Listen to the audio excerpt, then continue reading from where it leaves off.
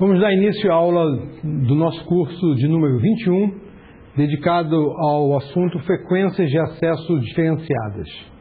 Nessa aula nós vamos examinar os conceitos de caminho interno e externo ponderados.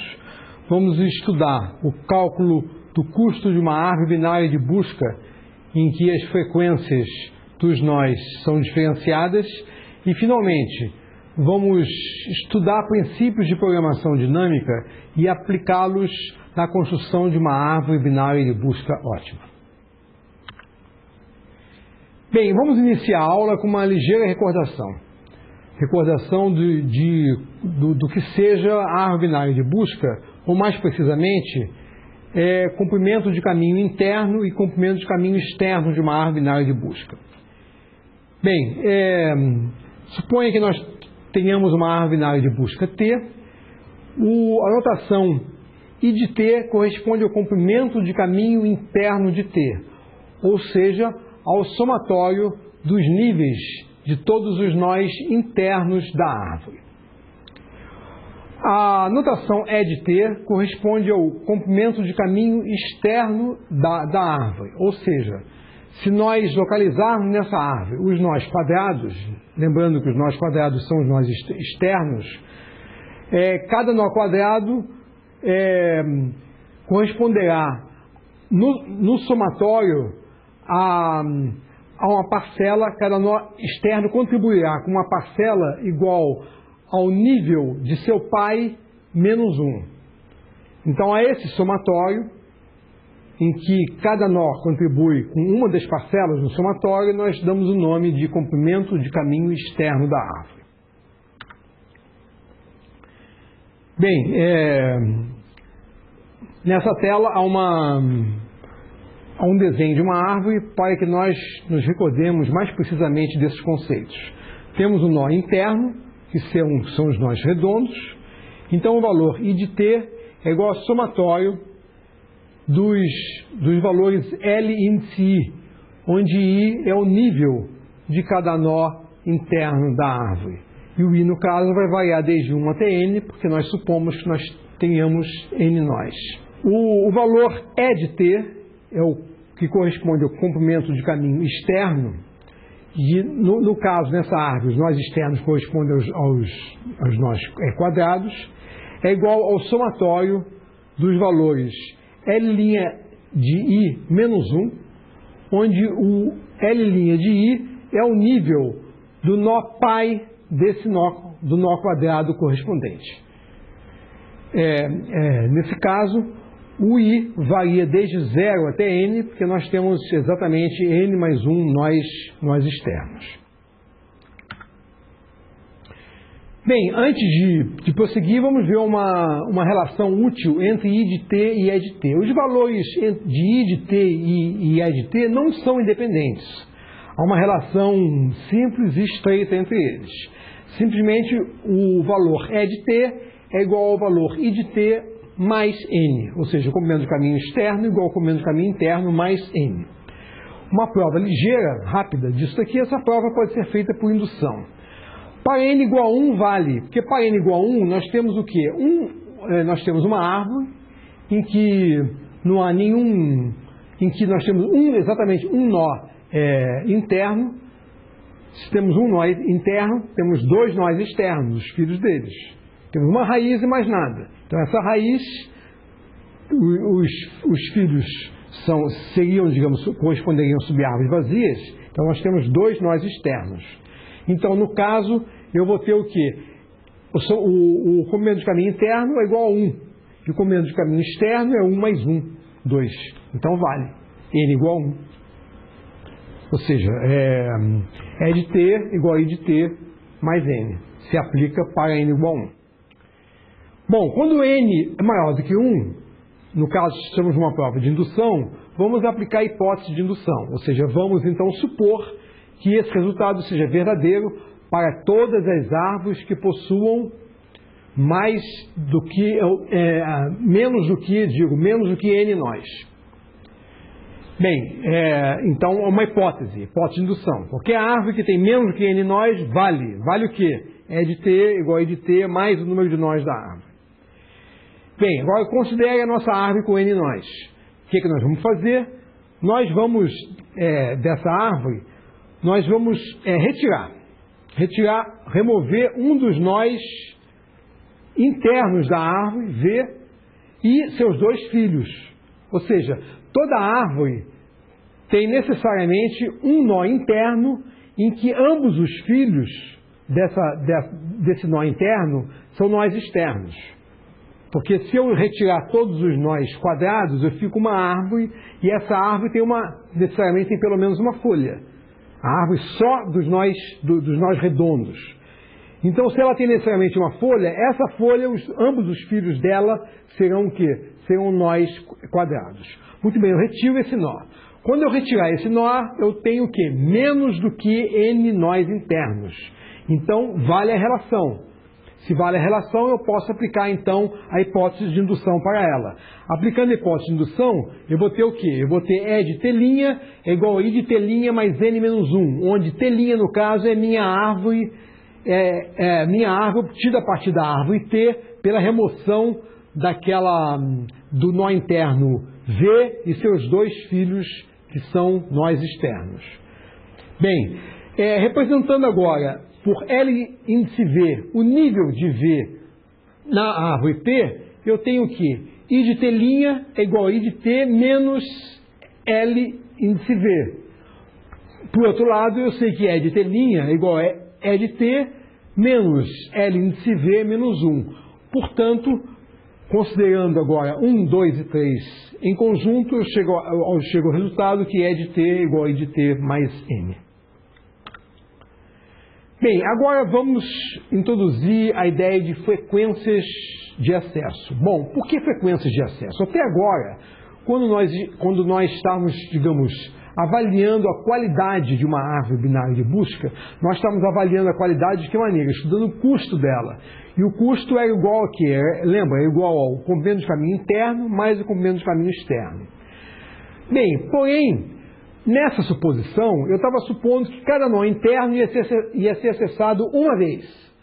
E cada nó externo seria acessado exatamente uma vez também.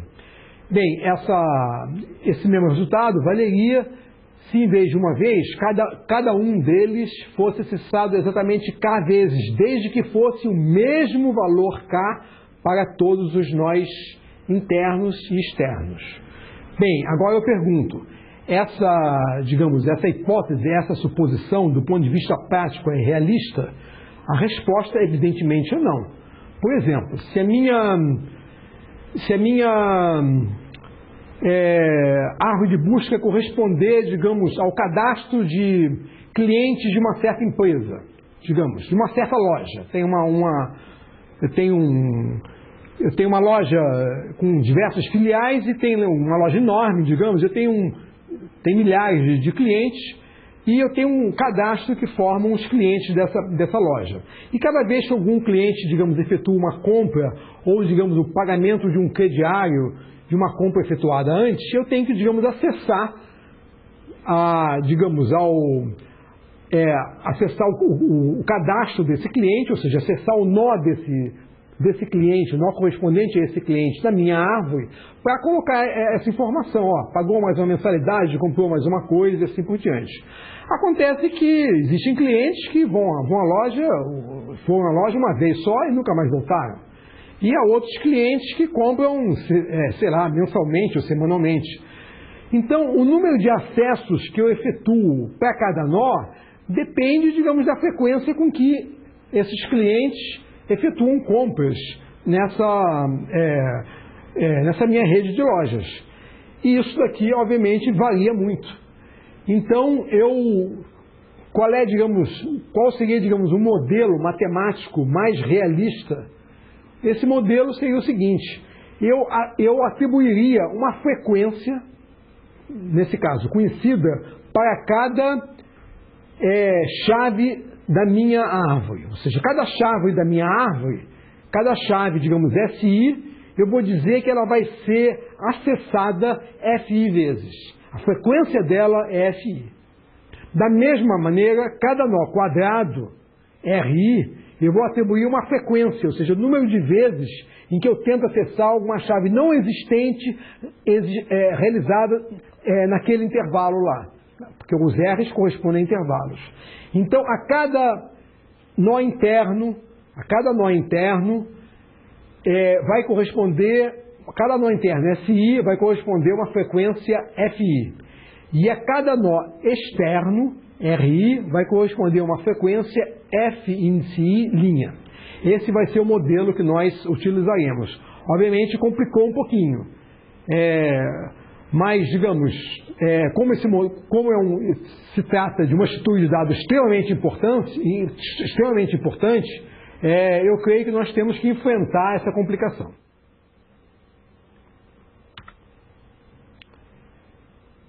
Bem, nesse caso, o número total de passos para acessar FI vezes, agora repara o seguinte, quando nós tínhamos uma árvore binária de busca sem considerar essas frequências, eu dizia então o seguinte, quando eu ia acessar um certo nó interno, digamos, quando eu ia acessar um certo nó interno SI, quantos passos eu efetuava? Eu efetuava o número de passos igual ao nível de FI, que é igual a LI, na minha árvore.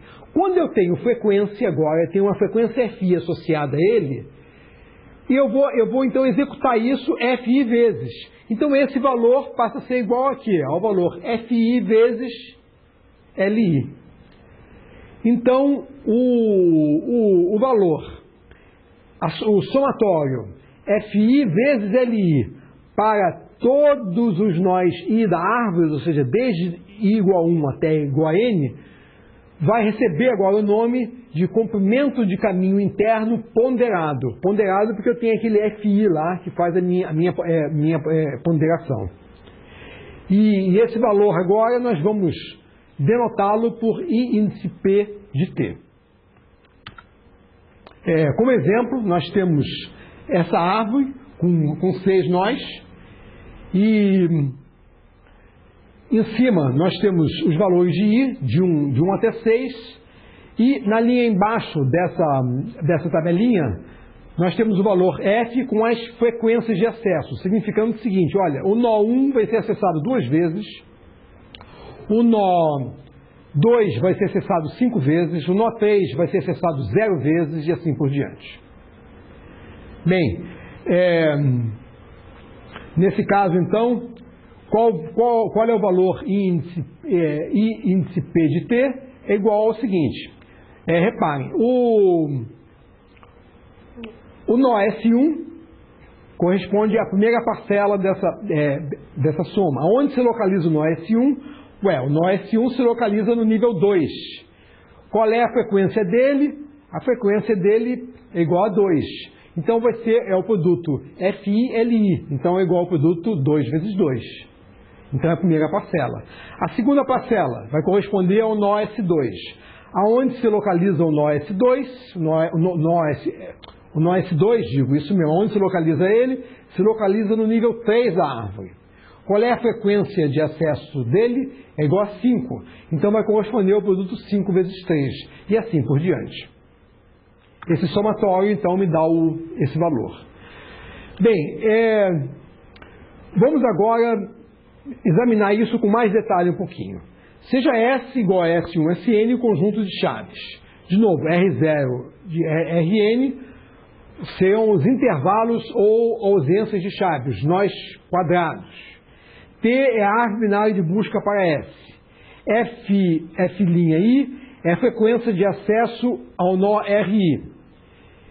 Bem, o número total agora de passos consumidos nas buscas sem sucesso, ou seja, nas buscas que terminam em R, é igual a quem? É igual ao produto F'I vezes L'I menos 1. Quando eu não tinha frequência de acesso, era simplesmente igual a L'I menos 1. Como agora eu vou acessar, eu vou cair naquele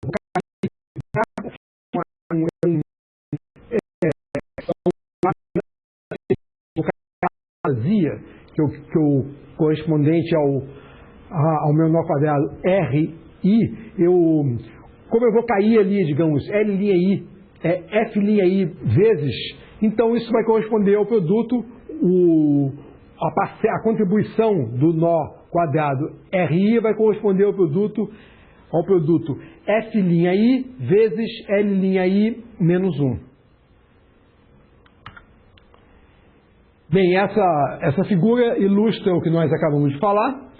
Eu tenho o nó RI, o nó RI está localizado no quarto nível da árvore, portanto, a contribuição dele no número de passos, no número total de passos nas buscas sem sucesso, é igual a quê? É igual à frequência dele, que é igual a F'I, vezes o nível dele menos 1. O nível dele menos 1 é igual a 3.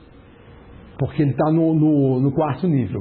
Então, se eu faço o somatório disso para todos os nós quadrados, eu tenho um valor que se denomina, então, de frequência de comprimento de caminho externo ponderado.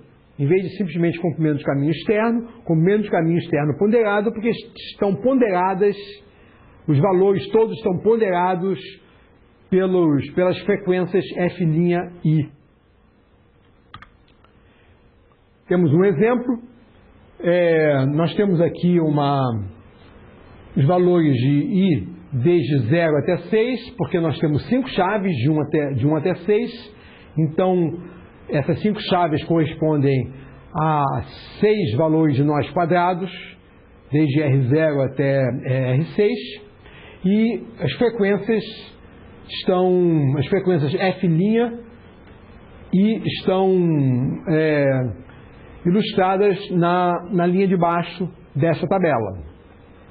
Então, os valores correspondentes aos custos que me comporão, então, o meu comprimento de caminho externo ponderado, estão mostradas na parte de baixo dessa tela. Reparem o seguinte: o valor 2 vezes 2 corresponde o quê? Corresponde à contribuição do nó R0. É a primeira parcela desse somatório, porque o R0 está no nível 3 e a frequência dele é 2. O valor 3 vezes 3, que é a segunda parcela, corresponde o quê? À contribuição do nó quadrado R1. Porque o nó quadrado R1, ele está em que nível? Está no nível 3, está no nível 4 da árvore. Então, o que vai contar o L''I menos 1 é 3 e a frequência dele é 3, e assim por diante. Bem, vamos agora definir o que seja o custo total da árvore, agora considerando os dois casos. Nessa tela vocês encontram a descrição de todos os símbolos que nós estamos utilizando até agora. S, os R's, os F's, os F'S, o T, os L's e os L'S. Bem, vamos então agora ver exatamente a expressão do custo da árvore. Bem, para eu poder obter uma expressão para compor o custo da árvore, eu tenho que levar em conta as buscas com sucesso e as buscas sem sucesso. Ora, nós vimos que as buscas com sucesso correspondem a quê? Corresponde ao caminho, ao comprimento de caminho interno ponderado. Por outro lado, as buscas sem sucesso correspondem ao comprimento de caminho externo ponderado. Então, para eu compor o custo da árvore, eu tenho que levar em consideração essas duas parcelas. Então, é simplesmente a soma dos dois. Ou seja, o meu custo da árvore C de T é igual ao somatório de F'I Li, que é a parcela do comprimento de caminho interno ponderado, buscas com sucesso, mais o somatório do produto F'I vezes L'I menos 1, que corresponde ao quê? Comprimento de caminho externo ponderado, buscas sem sucesso. Um é IP de T, o outro é P de T. Então, o custo da minha árvore vai ser exatamente o número total de passos efetuados, considerando todas as buscas com sucesso e sem sucesso vai ser igual a IP de T mais EP de T. Nós temos aqui um exemplo. Nesse exemplo é só somar os dois valores. Nós havíamos visto um exemplo somente para o comprimento de caminho interno ponderado, outro para o comprimento de caminho externo ponderado, e nessa tela vocês podem observar então um exemplo em que ambas as coisas estão consideradas. O custo de T é IP de T mais EP de T. Na penúltima linha vocês encontram as parcelas correspondentes aos valores de IP de T, e na última linha as parcelas correspondentes aos valores EP de T. Vamos fazer um exercício para treinar esses conceitos. Eu quero determinar os valores de IP de T, EP de T e C de T para a seguinte árvore binária de busca T, sabendo que as frequências de acesso são as seguintes. São dados os valores I, os valores de F e os valores de F'I, e é dada a árvore, ou seja, o desenho da árvore. Vocês têm 2 minutos para fazer essas continhas. Se souberem bem os conceitos, esses 2 minutos dá para somar. A solução está ilustrada nessa tela. Vamos agora introduzir o conceito de árvore ótima. O que seria uma árvore ótima? É uma árvore binária de busca que possui o custo mínimo, considerando agora frequências de acesso diferenciadas também. Ou seja, nós temos os Fs e os F'S, ambos. Então, a árvore binária mínima ótima é aquela que minimiza o número total de passos. A coisa agora vai ficar um pouquinho mais complicada. Não sei se vocês estão lembrados, devem estar, que no caso em que todas as frequências eram iguais ou equivalentemente, todas as frequências possuíam um valor unitário, a árvore ótima era a árvore completa. Lembra, é a árvore mais chatinha, mais gordinha possível. Bom, nesse caso isso deixa de ser verdade. A árvore ótima agora pode assumir um valor qualquer, até uma árvore zigue-zague, dependendo das frequências. Tudo depende agora das frequências. Por exemplo, se você tem uma chave que é muito, muito solicitada, é um cliente daquela loja que compra todo dia, por exemplo. Essa chave é uma série candidata, digamos, a ser a raiz da árvore, mesmo que ela seja a menor de todas ou a maior de todas. Não estou dizendo que vai ser sempre, que a de maior frequência será sempre a raiz. Estou falando, é uma série candidata a ser raiz da árvore. Tudo vai depender agora. O problema agora é de encontrar uma árvore binária de busca ótima, que é o problema que nós vamos nos dedicar desde agora até o final da aula. É um problema um pouco mais delicado do que simplesmente se construir uma árvore de altura mínima, ou seja, uma árvore completa. Bem, vamos ver exemplos de árvores ótimas. Eu tenho, digamos, seja um conjunto de 4 chaves. Então eu tenho 4 valores para Fs, 5 valores para F'S, como estão ilustrados nessa tabela. E eu construí aqui duas árvores diferentes, válidas, para essas chaves e essas frequências. A árvore da esquerda, se vocês fizerem as contas, vão observar que o custo dela é 27. A árvore da direita, se vocês fizerem as contas, vocês vão observar que o custo dela é 26. Bem, com isso vocês podem chegar a uma conclusão. A árvore da esquerda não é ótima. Não é ótima por quê? Porque existe uma outra melhor, de custo menor. Agora, além disso, eu já adianto para vocês que essa árvore da direita é ótima. Como saber? Bom, como saber, por enquanto, a única maneira de vocês tentarem, digamos, descobrir isso daqui é pela força bruta, tentando todas as possibilidades, o que é impraticável. Mas eu posso adiantar para vocês que para esse conjunto de chaves de frequências não existe árvore de busca melhor do que uma de custo igual a 26. Bem, então nosso problema agora, que vamos tratar mais formalmente, é o seguinte. Dado um conjunto de chaves S igual a S1, de S1 até Sm, e dadas as frequências Fs e F', ele vai determinar a árvore binária de busca ótima para essas frequências.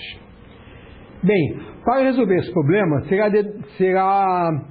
nós vamos utilizar uma técnica denominada programação dinâmica. Bem, rapidamente, a programação dinâmica é uma técnica que se aplica em muitos problemas diferentes, principalmente problemas de otimização combinatória.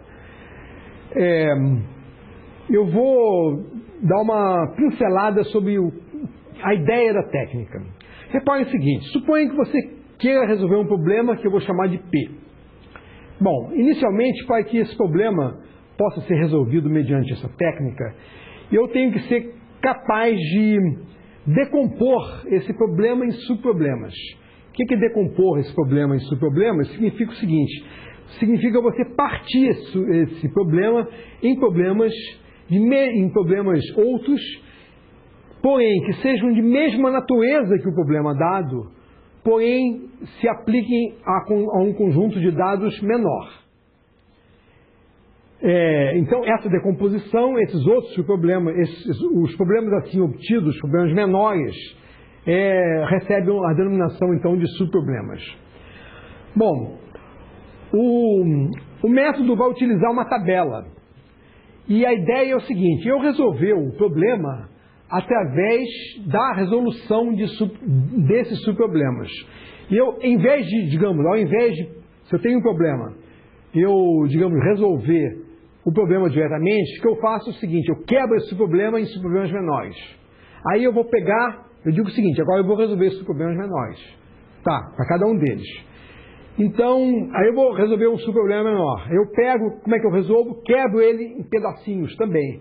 E assim por diante, até eu chegar numa situação tal que os pedacinhos sejam tão simples, tão pequenos, que eu possa resolvê-lo diretamente. Por exemplo, um problema de achar uma árvore binária de busca que tenha um nó só.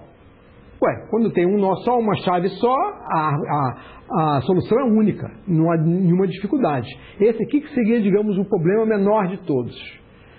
Bem, além disso, eu tenho que ser capaz, uma vez que eu conseguir resolver todos os subproblemas de um certo problema, eu tenho que ser capaz de, assim como eu pude, decompor um problema maior em subproblemas menores, eu tenho que ser capaz de compor um conjunto de subproblemas menores no problema maior, cuja decomposição foi aquela.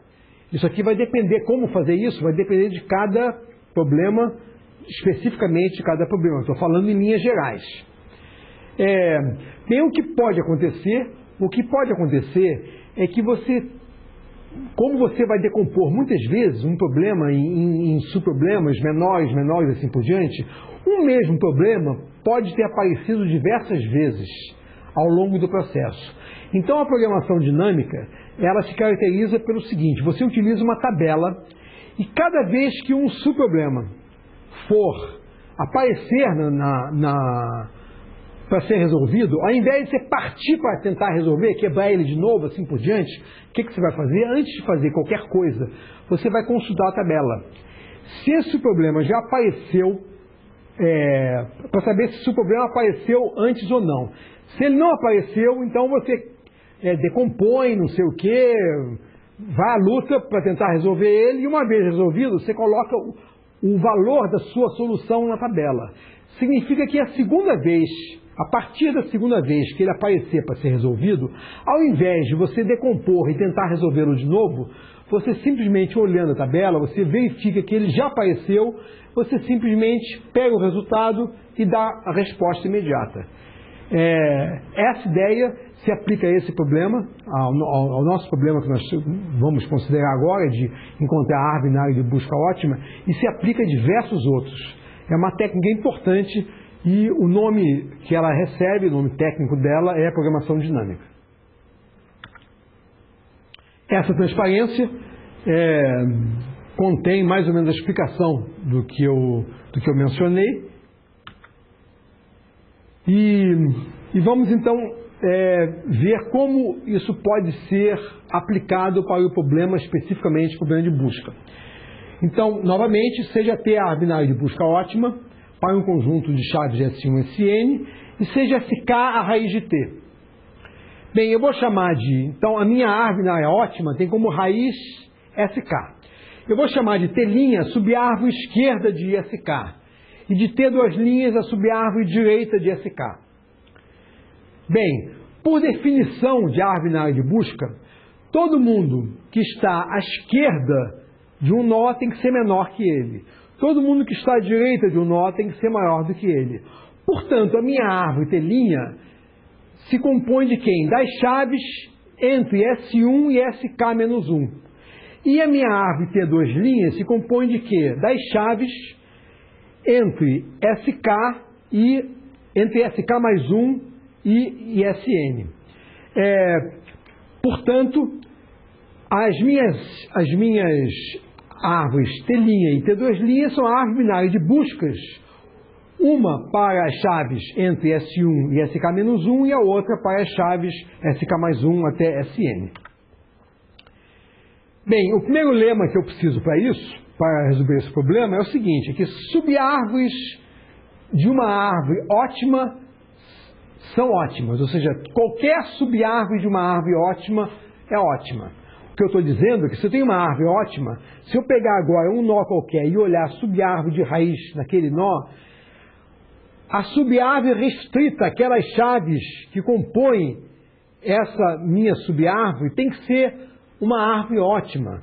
Por quê? Porque se não fosse ótima, e que é a prova desse lema, eu melhoro, eu substituo essa aqui, essa subárvore, por uma que não seja ótima, de custo menor, e esse custo menor vai se refletir num menor custo para a minha árvore toda, o que contradiz o fato da minha árvore inicial ser ótima.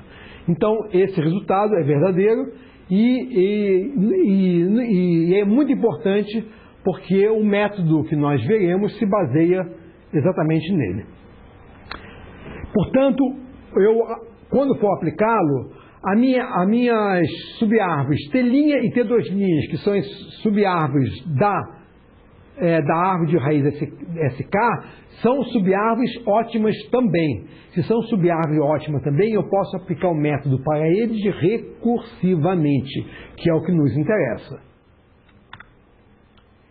Bem, questões a resolver. Bem, eu falei o seguinte, eu quero resolver o problema de encontrar uma árvore binária de busca ótima, eu falei, olha, a raiz dela é SK. A subárvore esquerda é T', a subárvore direita é T2'. Muito bem, adivinha essas coisas todas. Então eu tenho que dizer o seguinte, olha, em primeiro lugar, como calcular SK, como saber que SK é a raiz da minha árvore, e depois, como determinar T' e T2'. Bom, o que eu vou dizer é o seguinte, como determinar SK? Bom, aí é o seguinte, olha, vamos testar todas as possibilidades. Como nós temos N chaves, e qualquer uma delas, em princípio, pode ser a raiz da minha árvore ótima, então eu vou testar as N possibilidades de raiz para a minha árvore de busca ótima.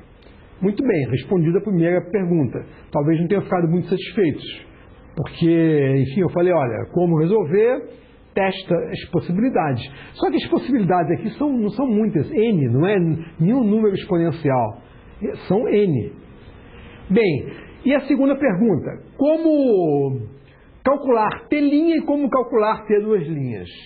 Ora, aí sim, agora eu posso lançar a mão, digamos, da recursão. T' e T2' vão ser calculados recursivamente. Por quê? Porque T' e T2', nós já vimos por aquele lema que eu mencionei, são o quê? São subárvores ótimas. Para quem? O T' é uma subárvore ótima para as chaves desde S1 até SK-1. E T2' é uma subárvore ótima para quem? Para as chaves desde SK mais 1 até Sn. Portanto, são subárvores ótimas para uma quantidade de chaves menor. Então, é um subproblema menor. Se é um subproblema menor, nós podemos, então, aplicar a recursão. Se podemos aplicar a recursão, você simplesmente aplica o mesmo método para calcular T' e T2'. E acabou. Bem, então cada subproblema corresponde agora a eu determinar uma árvore binária de busca ótima para um subconjunto de chaves que agora podem ser localizados entre SI mais 1 e SJ. Porque, repara, antes eu tinha chave desde 1 até N. Aí, quebrei em SK.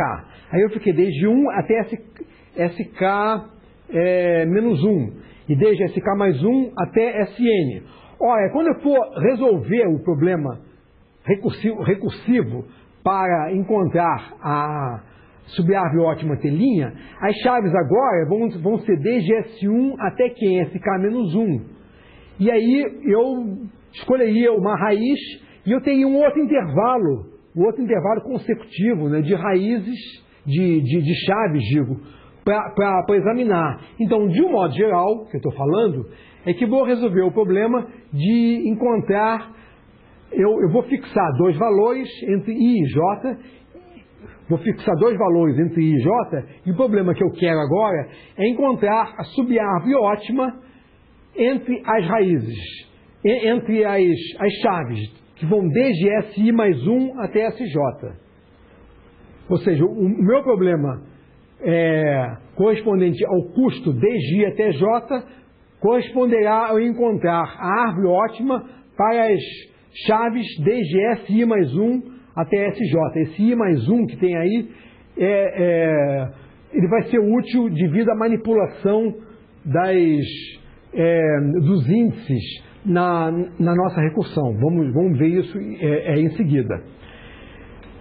Então, eu vou denotar por T de IJ exatamente esse valor de árvore ótima. Bem, para determinar a árvore ótima, repare o seguinte, se eu souber determinar T de IJ para qualquer de IJ, isso que eu quero, eu tenho a solução do problema. Porque qual é a solução do meu problema maior?